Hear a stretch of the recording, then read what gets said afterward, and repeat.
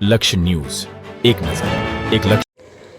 ચોટીલા નગરપાલિકા સામાન્ય ચૂંટણી 2026 અંતર્ગત presiding officer, polling officer 1, polling officer તેમજ મહિલા પોલિંગ ઓફિસર માટે ચૂંટણીલક્ષી પ્રથમ તાલીમ કાર્યક્રમનું આયોજન કરવામાં આવ્યું હતું.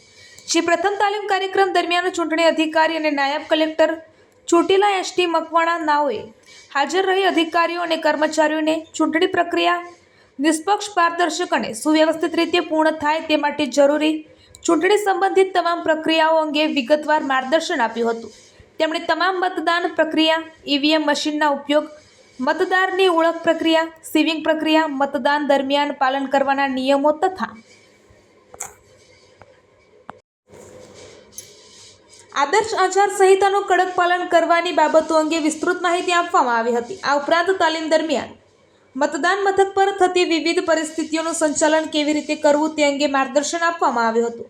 અધિકારીઓને મતદાન દરમિયાન કોઈપણ અનિચ્છનીય પરિસ્થિતિ સર્જાય તો તેની યોગ્ય રીતે હલ કરવા સૂચનો આપવામાં આવી હતી. સાથે સાથે મતદાન પ્રક્રિયા દરમિયાન પારદર્શિતા જળવાઈ રહે અને મતદારોને સરળતા રહે તે માટે જરૂરી બાબતો પર ખાસ ભાર મૂકવામાં આવ્યો હતો. રિપોર્ટર દેવમ ત્રિવેદી, સુરેન્દ્રનગર.